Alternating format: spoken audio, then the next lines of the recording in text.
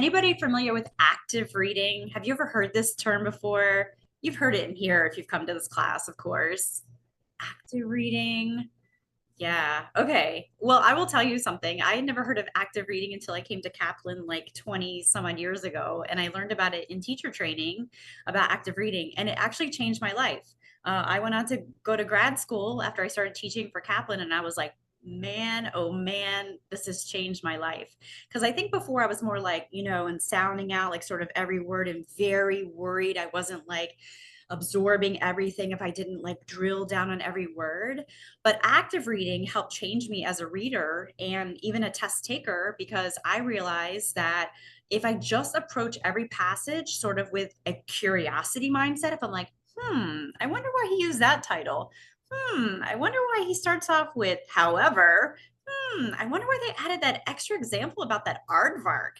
If I just came to things very curious and sort of kept that in back of mind as I was reading, it was not only able for me to sustain my attention longer, which had been a problem for me previously, but I retained so much more.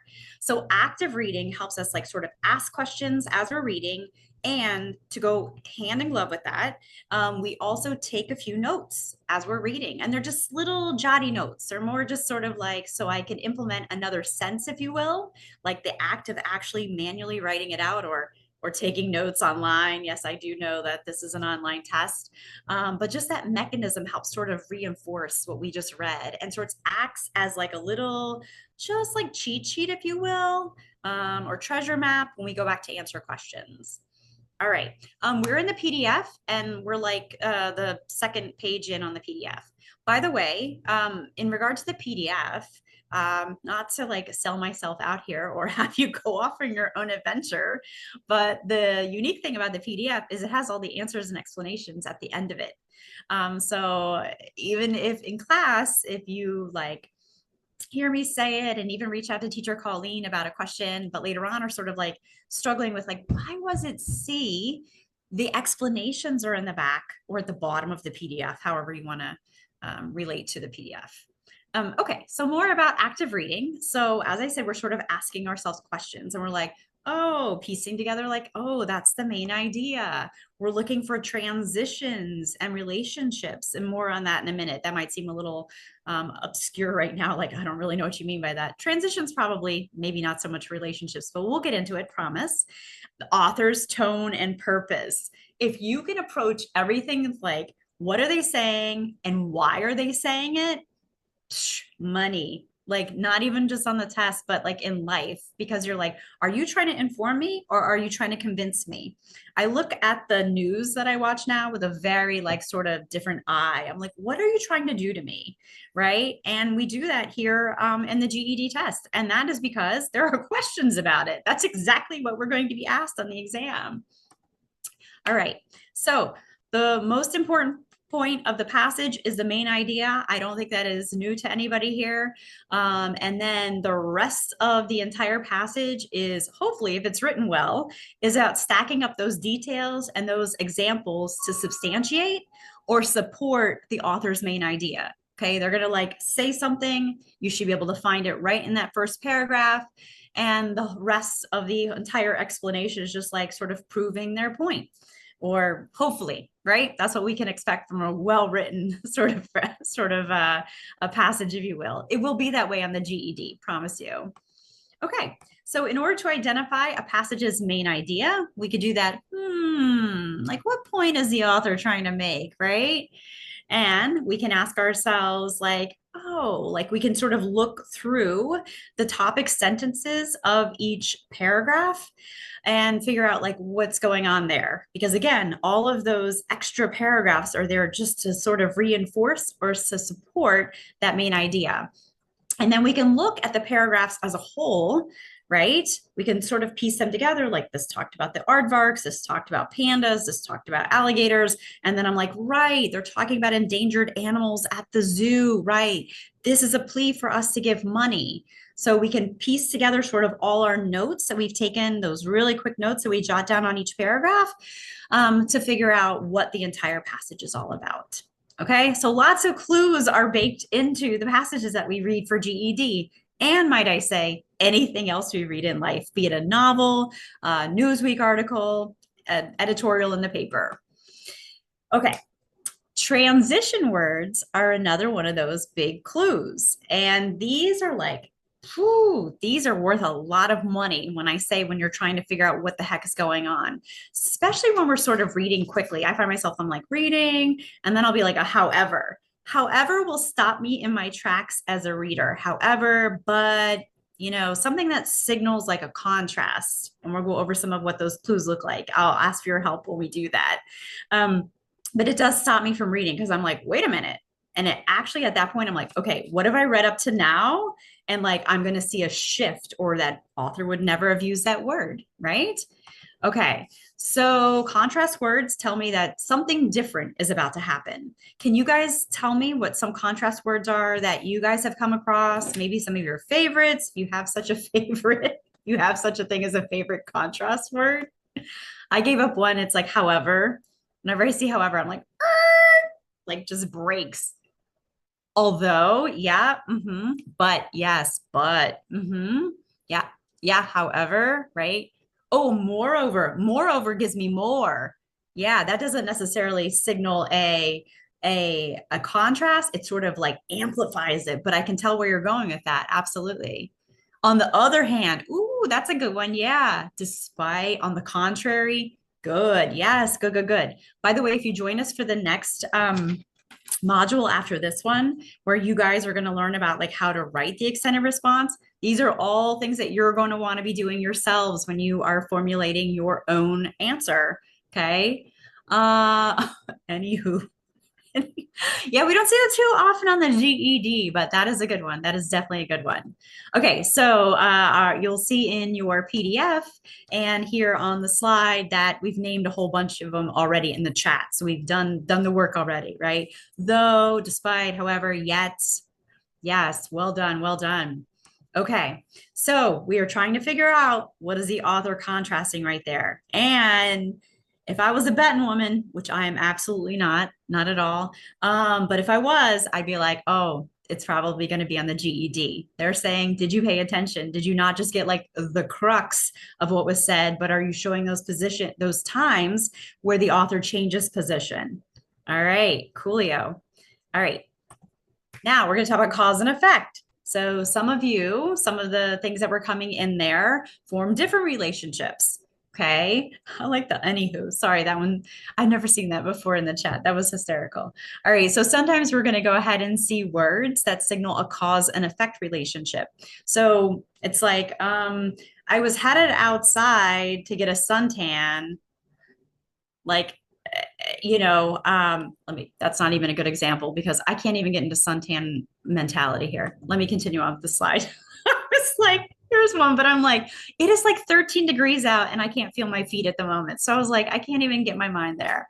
So basically, on cause and effect, it's like something has happened and it's the cause of something that just happened. A lot of times these are linear, right? We see them as the time has moved. Okay. We're saying this happened and then that happened. Like sometimes when I cook, sorry, the fire alarm, like in the house will go off, like the smoke thing will go off. That's a cause and effect. Because maybe I had something maybe on deep broil and I shouldn't have. Okay. So that's more of a good example for today. I'll put it that way. So sometimes you're going to see cause and effect relationships that definitely are like so obvious. They start off with that transition word, like I went to bed early on Tuesday because I had work late Monday night, right? They're being like, obviously, like, this is why I did this. Other times, it's not going to be so obvious and it's sort of like implied. Let me give you an example here. So, the example would be like to calm the puppy down, I took him for a walk around the park. All right, like that definitely tells me like what happened, but clearly there's a piece of this that I have to imply, like the puppy was like not calmed down at all. All right. And so what I do to rectify that, or to make to remedy the situation is I take that puppy for a walk around the park. Okay. They're cause and effect. One thing is causing something else. Cool. All right. Let's talk about word choice. All right. How many people are in the camp of believing that words have a charge to them. That word, sometimes you can just say a word and you know it is negatively charged. As soon as you see it, you're like, ooh, like I have feelings about that. And sometimes when I see a word, I can be like, oh, like that has a positive vibe to me. That makes me feel like sort of like in a way, like, it's got a positive idea. Anybody else of that mindset that that's a real thing? I will tell you it is on the GED for sure. It absolutely is. All right. Those vibes, those charges, right? Yes, you can hear it in a certain tone. Yes, exactly. Are being used very specifically. They're intentional. They're used strategically to sort of like do something to you, to get you to be like, I am up in arms. It's like the rage bait, right? Like just like I'm using a word and like I just want you to be annoyed or incensed. Okay. The media uses this a lot, right? Because clicks mean money. Okay. On the GED, doesn't have such insidious reasons, right? We're just trying to get you to answer some questions, but it goes along the same lines. Additionally, I should tell you that sometimes words are neutral. Sometimes a word has actually no charge whatsoever. So the best example that I feel that I think of a neutral word, like if someone's like, what's a neutral word to you? The word is collate. Okay.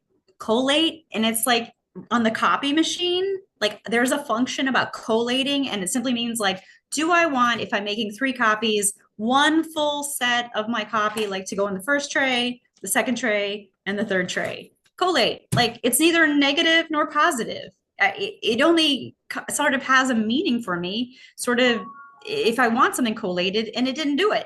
Okay. But generally, sometimes there are words that are just neutral in tone. All right. But there are extra clues for us when we take the GED and when we answer our questions. All right. So let's take a look at some of these words. Tell me in chat, just pick a word and tell me what you think of when you see that word. Like, I see decisive and I think this. Is that a good word? If someone's decisive? Okay. All right. I'll tell you, it's usually thrown around as somebody's indecisive. Like, you're so indecisive, you can't make a decision. So the flip of that, right? If I'm decisive, would be like, oh, okay, they can make up their mind. It might be a very nice word to say that it might be a very nice way of painting someone who is very like my way or the highway. Okay, but it has a vibe to it. Bossy. What y'all think about when you see bossy? Somebody call you bossy. You're like, yay. I got called bossy at work today. Probably not. It's not the kindest word. Oh, there you go. Rolling. Yeah. Okay. So Adam, you changed it, right? You took the Y out of that and turned it into boss baby. Different vibe. Okay. It's good. You should be decisive, especially in the GED. That's where we want to land you all. We want you to be like, that is my answer. You can't tell me otherwise. Good. What about proactive? See that pro, leaning in, a professional, right? A proponent. Okay. So words have charge. Yeah. Let's use that to our advantage. And by the way, sometimes even I run across words in testing where I'm like, I have no idea what that word is. I don't, but I can use things like I just feel a certain way because I might not be familiar with that word like top of mind, but in the back of my head, I've probably read it in enough context at this stage of my life where I'm like, oh, it's always used in a negative way. Or to break it apart like we did with proactive and be like pro, positive, good. All right. There you go. Yeah, I love what you guys are saying in chat. Okay. Other times, writers, folks, I guess they are folks, but they might use figurative language, which just means that they are using language to make something more vivid, but it didn't necessarily happen like they're writing it. And here's a prime example. The storm slashed at the windows and knocked at the door. Okay, that's really paints a very vivid image in my mind's eye about what the storm is doing. But the storm didn't actually slash at my windows. It wasn't like, oh, I'm the hurricane shh, shh, shh, on my windows. It's not like open up. And I'm like, no one in here but us chickens. But it definitely creates like a vibe for me, right? I'm like, oh, that storm was not playing, right? Yeah, the storm was very strong, like relentless, ruthless. Like it felt like it was coming for me. Yeah. Okay, great, great. Yes, the storm was harsh. That's exactly right. Good. Excellent. Well done. So now we're going to switch gears. Speaking of forklifts, haha. All right, and we're going to now talking about literary texts. All right, literary texts are a titch different because literary texts come from literature and they are going to have characters in them. Okay, and sometimes they have like a whole plot, maybe even a plot twist. Okay, they're going to have like a series of like this happened and then this other thing happened, and but however, despite, I mean, it's going to have words in there. All right. You're going to have a narrator. It is somebody who is telling the story. Somebody, someone, something, I should say, telling a story. Okay. Not all narrators are human. All right. The narrator might be one of the characters who's telling it from their viewpoint, or they might be omniscient. Omni, all. Omniscient, all seeing, above the fray, right? I'm looking down. Yes, I'm like the narrator voice, right? Coming across like, Melissa thought she was going to have a good day, but Melissa was wrong. Okay, might be peering down on what is happening. All right. So on literary text, you're going to have a subject and a theme. Okay. The subject is like, I'm talking about jelly beans, yo. And the theme is like, I want you to know that you should avoid the black ones. Okay. And here's 3 examples of why that didn't go well for me that day. All right. Yes, I'm an Eagles fan. Not this season, though. All right, moving on. When we have literary text, we have characters, as I mentioned there, and we have to look at the characters' actions and words, okay? And we're being curious again. Why did that character do that? Why did they react that way? Okay, we're curious. We want to lean in and figure out the inner machinations about what's going on. So take a look at this one right here, this little italicized portion on the screen or in your PDF.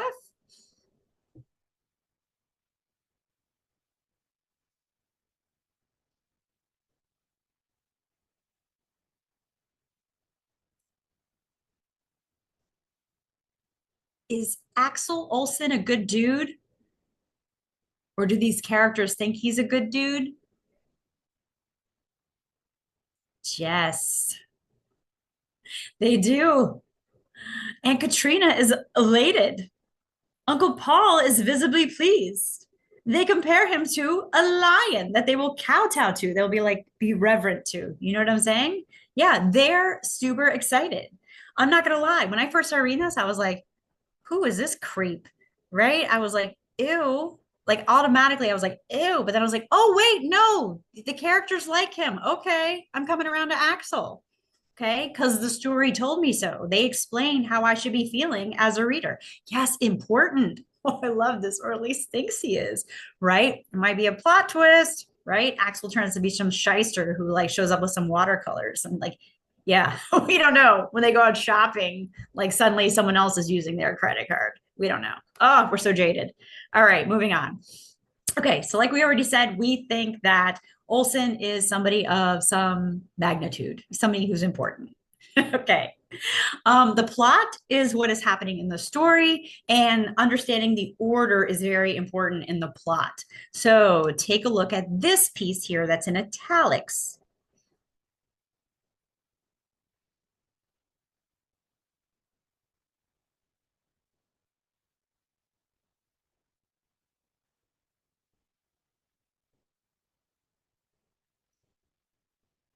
My question is, when does Robert decide not to tell his mother about the tumor being malignant? Before or after he speaks with Kate?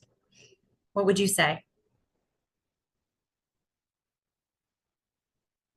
Yes. And now my disdain for Axel Olsen now gets whomped right onto Robert. Now Robert's the clown in my world. Yes, right? This whole keep your mouth shut, do it my way. Like I already established what my way is before I even gave you a jingle, sis. Good. Okay. We're gonna switch gears just for a sec, but we will come back to the forklift and answer some questions about it. So we're gonna talk about the tone of an author.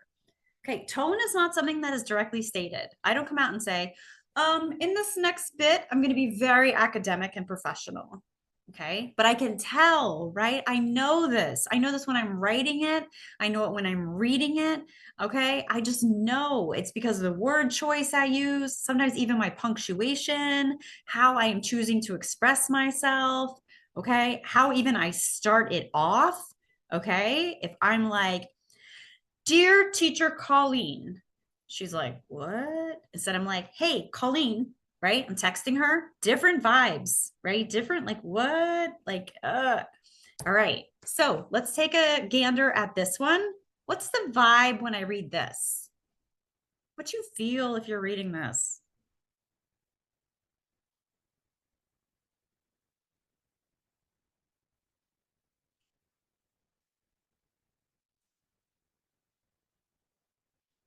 Okay, I see objective.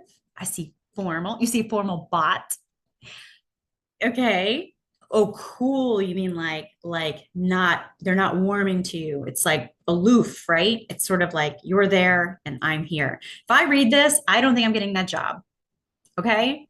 If they're like, we consider our company to be the best, and that's why we want to carefully review your resume, Melissa. I'd be like, oh, I am not considered the best, or you probably would be calling me for an interview right now. Okay. All right. Yes, that professional but sense of rejection, very straight to the point. Okay. Yes, you all are hitting it. Right. Exactly. I love this. Good, good, good. All right. Formal, objective, cool, all the things, professional, a bot, all the things. Right. Yes. Good. Let's check this one out. What do we feel when we read this one?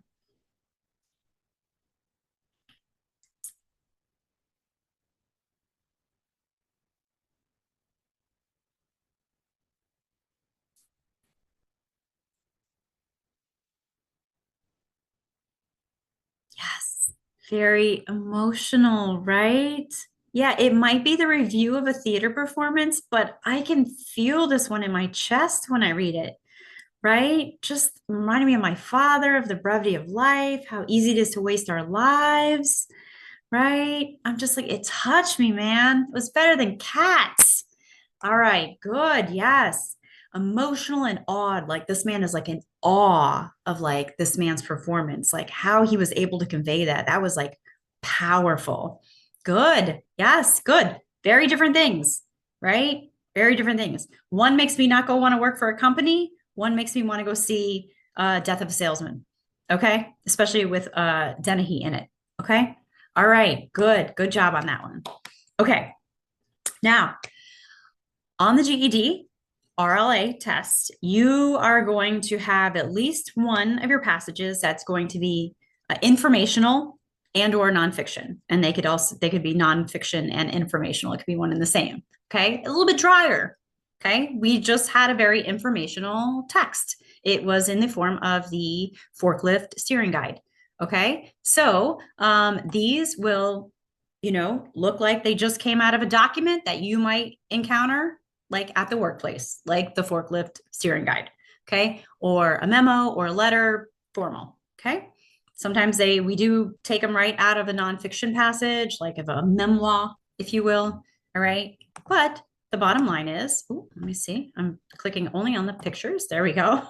Is that these are sometimes very easy to identify, like what's going on.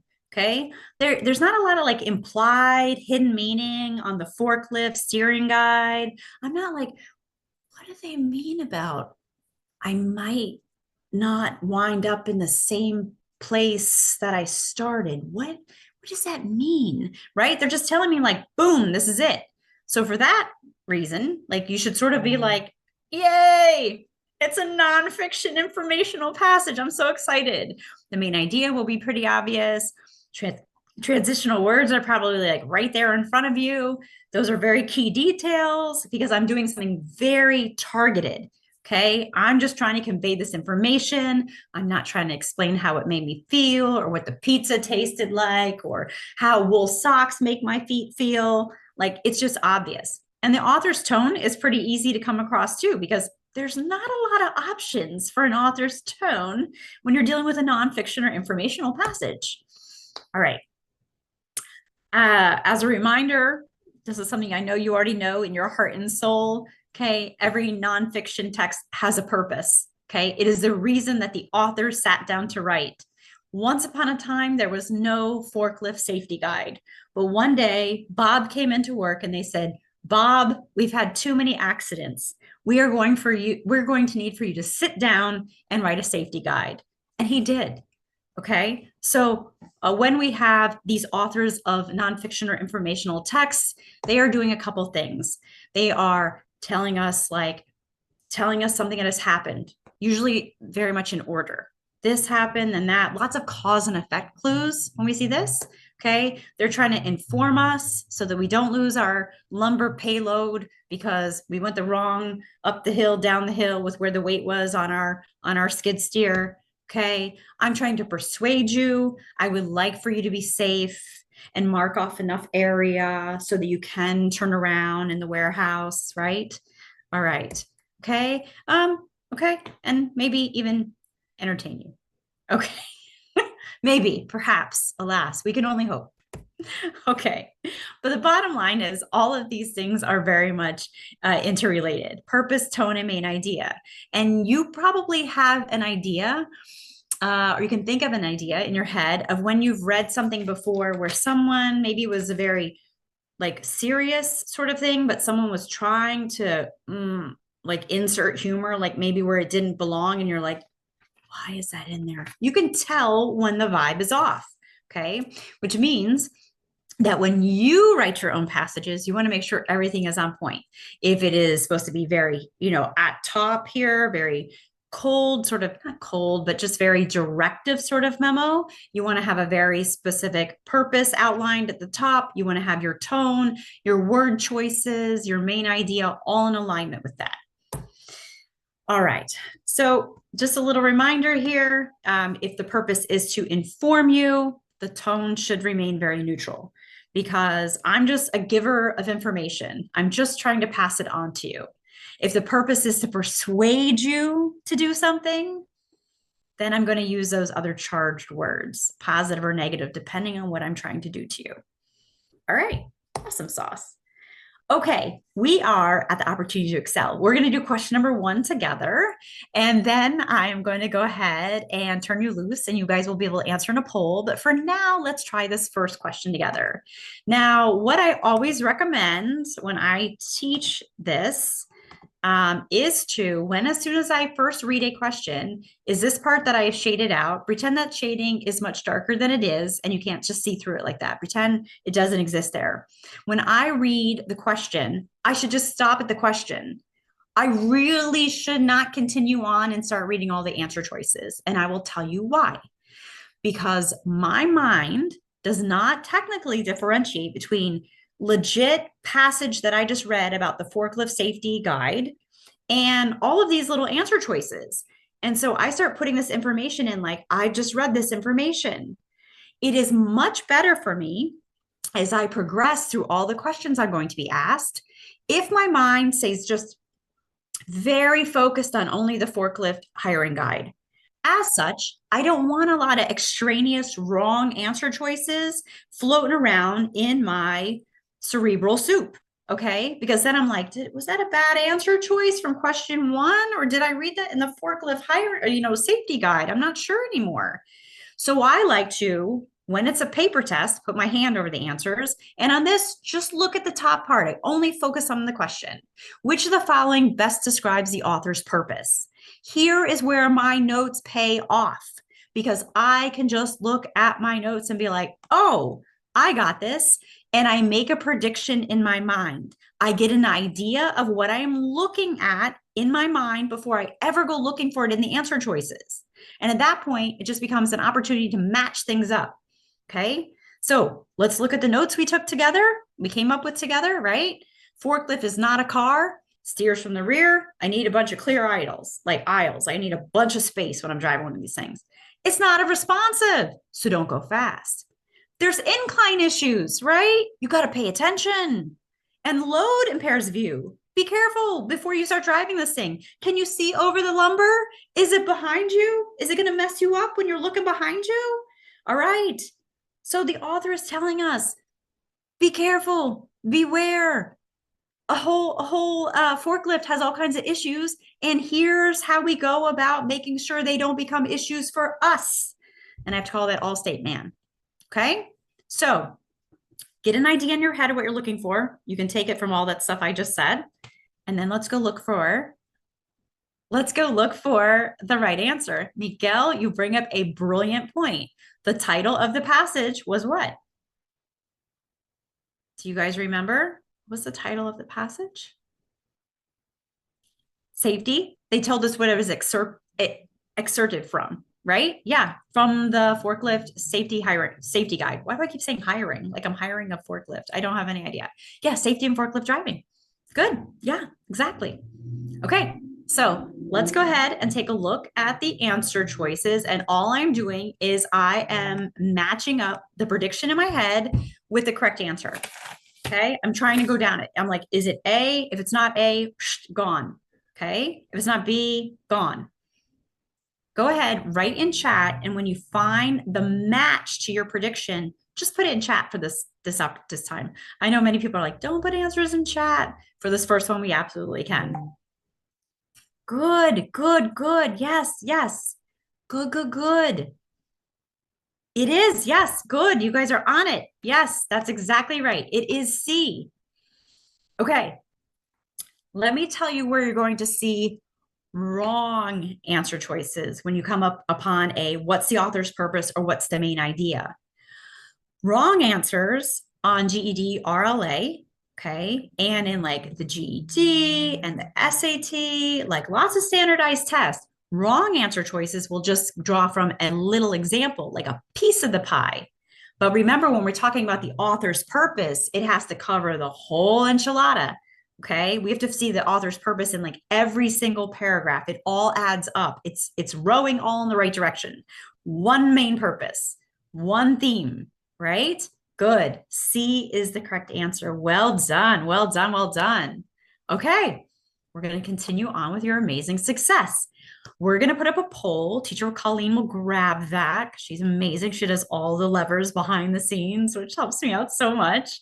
We'll throw up a poll. You're going to read question number 2. You're going to formulate an idea in your mind. Okay. Now this one's a little bit more granular, a little less like balcony looking down, if you will. So you might have to go back to the passage for this one to find the right answer. All well and good. And when you find it, vote in the poll and I'll come back on camera and we'll chat about it.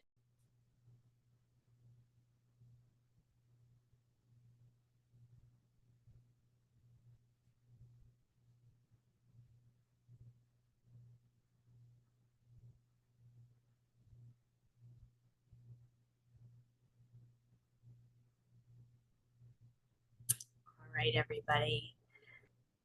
My general rule of thumb for answering in the poll, so I keep pace with the class, is when we have about like 70% participating, because I understand like people are like, lady, I'm on my phone in my car. I get it. Not everyone's able just to do this, even though you might be participating in the class. So I'm going to go ahead and end this poll. There you go. Okay. Got some folks voting. Good, good, good. 71% of you voting. That's amazing. Thank you so much. I appreciate that. Good. I'm going to end the poll. All right. I will tell you, let me share this with you. The majority of you voted for A, and that is actually the correct answer. A is actually the correct answer. Now, if you did not get A, that's cool, because here we are and we are learning in here. Okay. When they, on the GED, when it says something like, which of these things does the author draw a contrast? They are asking you a very detailed question. They are asking for you to be able to go back to the forklift safety guide and be able to put your finger on that exact thing. That looks weird, right? Because my background's blurred out. There we go. Right? I am asking for you to be able to find it for me. You have to show me where it is at in the forklift hiring guide. True story, when I was reading through these the very first time before I started teaching this, right? And I was like, oh, it makes sense to me about like the turning radius of forklift. Sure enough, the author never actually mentions like forklift versus car, probably because I don't drive a lot of cars in the middle of a warehouse, right? And he didn't need to make that point. but he sure enough talks about driving a forklift and driving a car. And he draws a contrast. I'm looking for him where he exactly says, like, this is not that. And he does say it. He does say it for us. Okay. As we actually put it in our notes when we took our little notes there. Okay. If the author does not specifically state it, it is not going to be your correct answer on a question that is granular, that is detail oriented like this. Okay. So here we are pivoting from something that's main idea where I have to take into account the entire passage.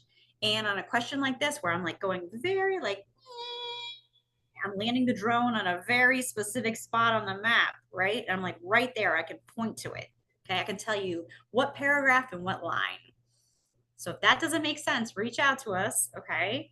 But this is the difference between high level main idea questions and detail questions. So let's continue on, more opportunities to excel. Okay, this question is, which of the following best describes the organization of the passage, how they set it up? And you can take a look at your notes and be like, I see what you did there. Okay, I see how you organize this. And I'm going to let you vote in a poll. Okay, and then when the majority of you have voted, we'll come back and we'll chat about it. So take a look at the organization, how it is set up. Right, we seem to be right at like 50% of us voting. Oh, there it goes. There we go. We're moving up a notch. All right, I'm going to end the poll just so I can share it, so I can show you where we all landed as a class. The majority of you got it correct. That is right. Okay, so I'm going to go ahead and end the poll. Good. No, do not listen. Do not be sorry. And also, I have to make a couple points. One, what's happening in class here, where we're learning and then applying it, is not our pace on test day.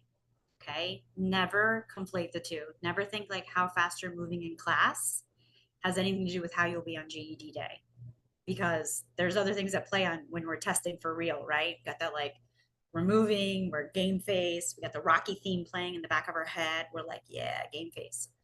So don't worry about your speed in here. Okay. Secondly, I love what teacher Colleen put in the notes before about like, this is your place to make mistakes. There is some psychology that says like, you know, if everything's good and dandy and you get everything correct, you just feel sort of like some sort of way about yourself, like, oh my God, like I got everything right, like oh my God. But if you make a little mistake, it does that like, ooh, like it kind of hurts a little bit. But guess what? You generally learn a really good lesson that day and you don't do it again. So in here, this is where we need you to make the little like, ugh. This is your sandbox. This is your learning opportunity. This is where we get it all out, right? You're not graded on this. This doesn't like pop you out and give you a GED certificate at the end. This is just your learning arena so that you can go on and be awesome when you take the GED for reals. All right, let me end this poll. Let me grab my mouse. There we go. All right, can you guys see this? This is how we voted. And indeed, this is the correct answer. A is absolutely the correct answer. All right. So in here, if you look at our notes that we took, right, the author is explaining, here's a danger. Here's how you avoid it. Here's a danger. Here's how you avoid it. Here's a danger. For some of you that picked other answers and thought they were correct, right, go back and just take a look at, if you read the entire thing, does it start off like yes and then like fall off the cliff? Because a lot of times that's what wrong answer choices do when they're asking this type of question. The beginning starts off like amazing, and then all of a sudden it just like, well, the back part wasn't right, but the front part was okay, so I'm going to pick it. It can't be that way. Like, I'll give you an example. So like in B, the author states that forklift driving is dangerous. I mean, like he does, and then gives example of forklift accidents. I don't see a lot of granular detail about forklift accidents. He's not like, this one time at band camp, I was driving my forklift and I had a big accident. Like, I don't have like a lot of details on forklift accidents. It's more like, this could be a problem. Make sure you do this, drive uphill, blah, blah, blah. So that is the organization. That is how it is set up. It's sort of like if I'm going to go set if I'm going to do like a quick little outline before I write, and I'll be like, I want to say about steering, and then I want to tell them how not to steer, or like be careful about steering. So it's just like how I'm setting it up. Okay. Awesome. Well done, everybody. Well done. You guys are doing great in here. Great. And again, if you have any questions or concerns, high level views, I'm having trouble with this. I don't understand Miss Melissa. Why she keeps talking about Rocky. I don't know. Just reach out to Colleen. She'll explain to you that I'm a proud Philadelphian. Okay. All right. There we go. Awesome.